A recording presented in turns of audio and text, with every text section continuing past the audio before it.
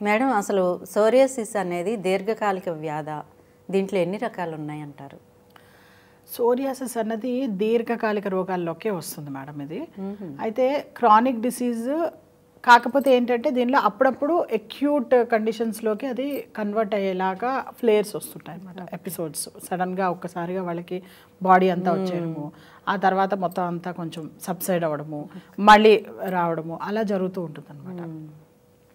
అయితే ఈ సోరియాసిస్లో ఏంటంటే యూజువల్గా ఏంటంటే యునానీ మెడిసిన్లో అవన్నీ స్టేజెస్గా చెప్పబడ్డాయి.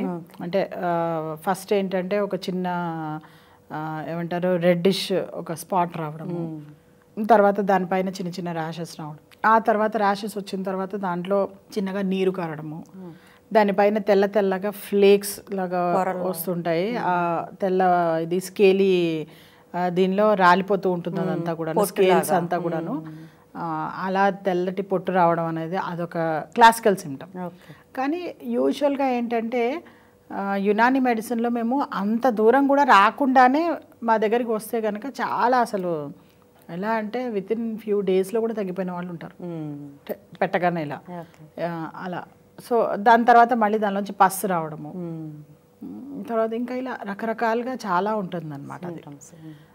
అయితే యూజువల్గా మేము అంటే దాన్ని వీళ్ళు పస్టులార్ సోరియాసిస్ అని, అయితే ఇప్పుడు కొత్తగా బాగా చాలా విరివిగా వినిపిస్తున్న ఒక వర్డ్ ఏంటంటే సోరియాటిక్ ఆర్థరైటిస్. కానీ ఫర్ యువర్ కైండ్ ఇన్ఫర్మేషన్ మొత్తం మన ఇండియాలో సోరియాసిస్ యొక్క శాతం ఎంత అంటే 0.4 to 3%. ఓకే, అంటే చాలా ఎక్కువ అన్నట్టు. ఎక్కువ ఉన్నట్టు అంటున్నారు. 0 అంటే ఇంకా నేను తక్కువేమో అనుకుంటున్నాను. 3 కూడా ఉంది, 0.3 to 0.4 to 3% అన్నాను నేను. 3% అంటే ఎక్కువే, ఎందుకంటే టోటల్ ఇండియన్ పాపులేషన్లో తీసుకుంటే కనుక. అయితే ఈ ఏదైతే మనం పారామీటర్ చెప్తున్నామో ఈ పారామీటర్లో ఈ సోరియాటిక్ ఆర్థరైటిస్ అన్నది చాలా రేర్గా వచ్చే కండిషన్. ఓకే, అందరూ ఇంకోటి ఏంటంటే సోరియాసిస్ ఉన్నవాళ్ళు వాళ్ళకి కొంచెం మోకాళ్ళ నొప్పులు అవి స్టార్ట్ అయ్యాయంటే చాలు ఇది సోరియాటిక్ ఆర్థరైటిస్ అని వాళ్ళే ఫిక్స్ అయిపోతున్నారు ఈ ఇంటర్నెట్లో అవి ఇవి చదివి. యాక్చువల్గా సోరియాటిక్ ఆర్థరైటిస్ అన్నది చాలా రేర్. అండ్ సోరియాటిక్ ఆర్థరైటిస్కి యునానీ మెడిసిన్లో చాలా చక్కటి మెడిసిన్స్ ఉన్నాయి, ఎందుకంటే సోరియాసిస్ తగ్గిపోతుంది. అవును, సోరియాసిస్ తగ్గిపోయినప్పుడు సోరియాసిస్ వల్ల వచ్చిన ఆర్థరైటిస్ ఏదైతే ఉందో ఈ ఆర్థరైటిస్ అన్నది ఆటోమేటిక్గా దాంతో పాటు సబ్సైడ్ అయిపోతూ ఉంటుంది. అంటే దీంట్లో ఎక్కువ మోకాళ్ళు జాయింట్స్ అయిపోయి వస్తుంటాయా ఏంటి? వెరీ రేర్ కండిషన్, రేర్, చాలా రేర్ కండిషన్ అది. కానీ దాన్ని వీళ్ళు కామన్గా ఊహించుకొని దాన్ని బాగా విరివిగా యూజ్ చేస్తున్నారు అందరూ. అంత ఈజీగా రేర్ డిసీజెస్ ఎన్నైతే ఉన్నాయో అవి ఎప్పుడు రేర్గానే ఉంటాయి మేడం, అందుకే వాటిని రేర్ డిసీజెస్ అంటారు. కానీ అది ఎలా అయిపోయిందంటే ఇప్పుడు ఇంటర్నెట్ నాలెడ్జ్తో డాక్టర్స్ని నమ్మడం తగ్గించి ఇంటర్నెట్ని ఎక్కువ నమ్మడం మొదలెట్టారు అనమాట. అలా మొదలెట్టేప్పటికి ఏమైపోతుందంటే ఒక కంప్లీట్ ఒక కేయాస్ అండ్ కన్ఫ్యూజన్లో ఉంటున్నారు అందరు జనాలంతా కూడా. ఏదో అయిపోతుంది, ఏదో ఇది అన్నట్టుగా.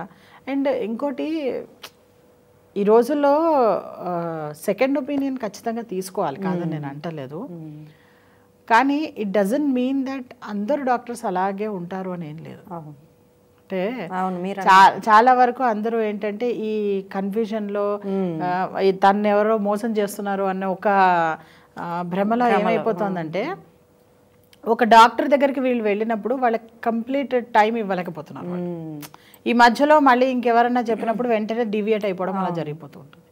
అందుకే వాళ్ళందరికీ కూడాను నేను చెప్పదలుచుకున్న ఒకే ఒక ఇది ఏంటంటే ఒక ప్రత్యేకమైన వైద్యానికి వెళ్ళినప్పుడు, అంటే అది ఏ వైద్యం అన్నా కానివ్వండి, వెళ్ళినప్పుడు దానికంటూ ఒక నిర్దిష్టమైన టైం ఉంటుంది. ఆ టైం వరకు దాన్ని వాడి ఆ తర్వాత ఆపాలి. ఓకే, ఆ టైం వరకు వాడేపటికి మీకు అక్కడికే మీకు డిఫరెన్సెస్ తెలిసిపోతుంది. మనం ఒక వైద్యాన్ని ఇంకో వైద్యంతో కంపేర్ చేయకూడదు. ఒక ఎగ్జాంపుల్ నేను మోడర్న్ మెడిసిన్ చెప్తాను.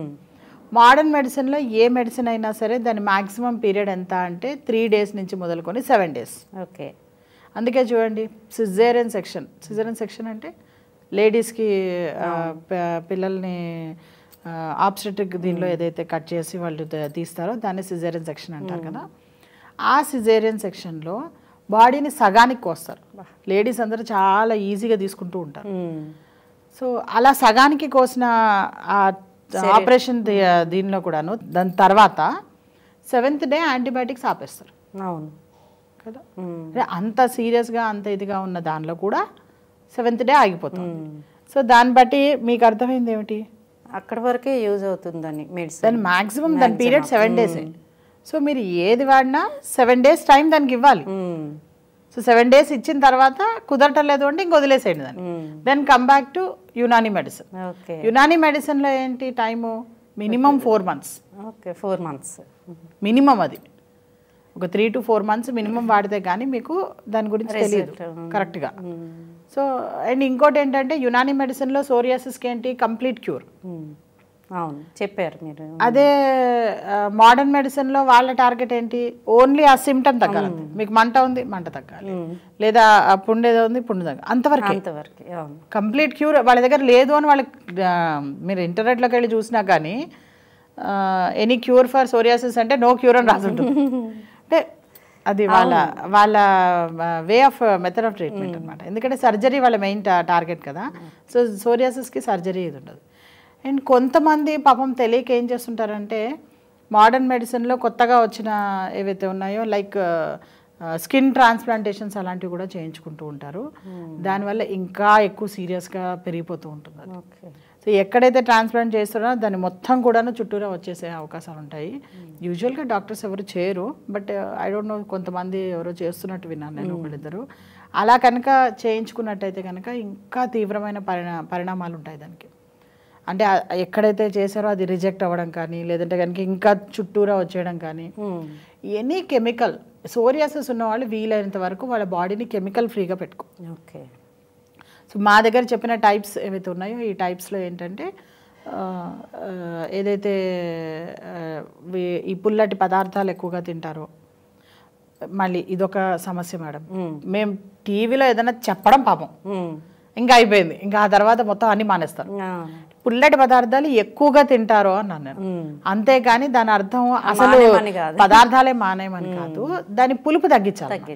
అంటే ఫర్ సపోజ్ ఆరెంజ్ జ్యూస్ ఉంది, ఆరెంజ్ జ్యూస్ మీరు ఇంట్లో వాళ్ళందరికీ మొత్తం బత్తాయిలు అలాగే తీసేసి దానిలో 1 drop ఆఫ్ వాటర్ కలపకుండా దానిలో కందేసురుకు అంటే చెరుకు రసం పొడి అలాంటివి కలిపి ఇచ్చారనుకోండి, ఓకే, పిల్లలకి ఇవ్వండి. అలా ఎవరికైతే సోరియాసిస్ ఉంటుందో వాళ్ళు ఏం చేయాలంటే అదే గ్లాస్లో ఆ జ్యూస్ ఏదైతే ఉందో దాన్ని 1/3 లేకుంటే ఇంకా అంతకన్నా తక్కువ క్వాంటిటీలో తీసుకోవాలి. మిగతా అంతా వాటర్ కలుపుకొని దాన్ని డైల్యూట్ చేసుకొని తాగాలి. అంతేగాని పూర్తిగా మానేయమని కాదు.